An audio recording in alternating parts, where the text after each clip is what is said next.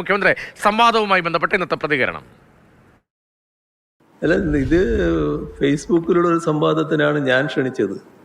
ഫേസ്ബുക്കിലുള്ള സംവാദത്തിന് തയ്യാറല്ല എന്ന് അദ്ദേഹം പറഞ്ഞിട്ടില്ല എന്നാണ് തോന്നുന്നത്.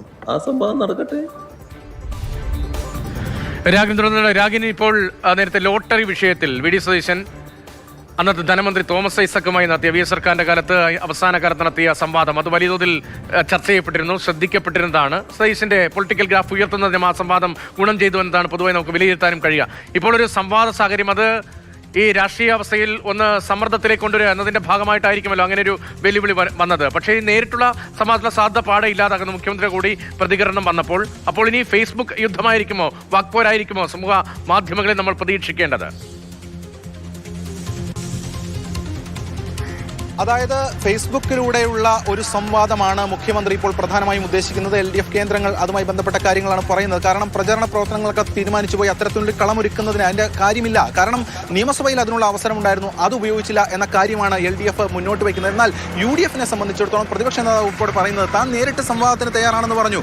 എന്തുകൊണ്ട് വരുന്നില്ല, വരാൻ മടിക്കുന്നു, അത് LDF-നെ സംബന്ധിച്ചിടത്തോളം അവർ പ്രതിരോധത്തിലാണ് എന്നതിനുള്ള തെളിവായിരിക്കും, അല്ലെങ്കിൽ തെളിവാണ് എന്ന കാര്യമാണ് UDF കേന്ദ്രങ്ങൾ പ്രധാനമായിട്ടും ഉയർത്തുന്നത്. ഇന്ന് പ്രതിപക്ഷ നേതാവ് പറവൂരിലുണ്ട്. അല്പസമയത്തിന് അദ്ദേഹം വാർത്താ സമ്മേളനവും വിളിച്ചിട്ടുണ്ട്, അല്ലെങ്കിൽ മാധ്യമങ്ങളെ കാണും എന്നതാണ് വ്യക്തമാകുന്നത്. അതിൽ വീണ്ടും ഇക്കാര്യങ്ങൾ പറയും എന്നതാണ് ഇപ്പോൾ ബോധ്യമാകുന്നത്. അതായത് ഈ വിഷയത്തിൽ നേരിട്ടുള്ള സംവാദം, നേരത്തെ രതീഷ് സൂചിപ്പിച്ചതുപോലെ നേരത്തെ ലോട്ടറി വിഷയത്തിൽ തോമസ് ഐസക്കും അന്ന് VD സതീശനും തമ്മിലുള്ള ഒരു സംവാദം അത് ലൈവായി അല്ലെങ്കിൽ തത്സമയം തന്നെ മാധ്യമങ്ങൾക്ക് മുന്നിൽ വരികയും അത് വലിയ തോതിൽ തന്നെ കേരളം ചർച്ച ചെയ്യപ്പെടുകയും ഒക്കെ ചെയ്തിരുന്നതാണ്. ആ ഒരു അന്തരീക്ഷം ഉണ്ടായിരുന്നു. അതുൾപ്പെടെയുള്ള കാര്യങ്ങൾ മുൻനിർത്തിക്കൊണ്ട് അല്ലെങ്കിൽ അതിലേക്ക് മുഖ്യമന്ത്രിയെ നേരിട്ട് സംവാദത്തിന് ക്ഷണിക്കുന്നു എന്ന ഒരു കാര്യം അത് താൻ വളരെ വെല്ലുവിളി എന്ന തലത്തിൽ തന്നെ ഉന്നയിക്കുന്നു എന്ന കാര്യമാണ് സതീശൻ ഇപ്പോൾ പറയാതെ ഫേസ്ബുക്കിലൂടെ അല്ലെങ്കിൽ മാധ്യമങ്ങളിലൂടെ പങ്കുവയ്ക്കുന്നത്.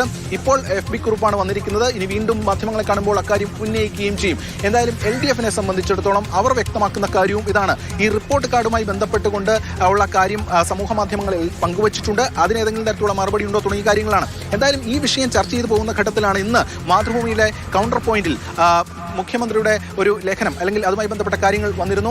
അതിൽ പ്രധാനമായും ചോദിക്കുന്നത്, അതുമായി ബന്ധപ്പെട്ട കാര്യങ്ങൾ മുഖ്യമന്ത്രി ഉന്നയിക്കുന്നത്, ഈ വിഷയത്തിൽ പ്രതിപക്ഷത്തിന് എന്തു മറുപടിയുണ്ട്, പ്രത്യേകിച്ചും മരിച്ചവരുടെ പോക്കറ്റ് അടിക്കുന്ന സമീപനമാണ് വയനാട് മുണ്ടക്കൈ ചൂരൽമല ദുരിതബാധിതരോട് അല്ലെങ്കിൽ അതുമായി ബന്ധപ്പെട്ട വിഷയത്തിൽ സ്വീകരിച്ചത്, പിഴിച്ച പണമെത്ര, അതുമായി ബന്ധപ്പെട്ട കാര്യങ്ങൾ എത്ര, ഇതിന് മറുപടിയുണ്ടോ എന്ന് LDF തിരിച്ചും ചോദിക്കുന്നു. എന്തായാലും തെരഞ്ഞെടുപ്പിന് ഇനി ദിവസങ്ങൾ മാത്രമേ ഉള്ളൂ.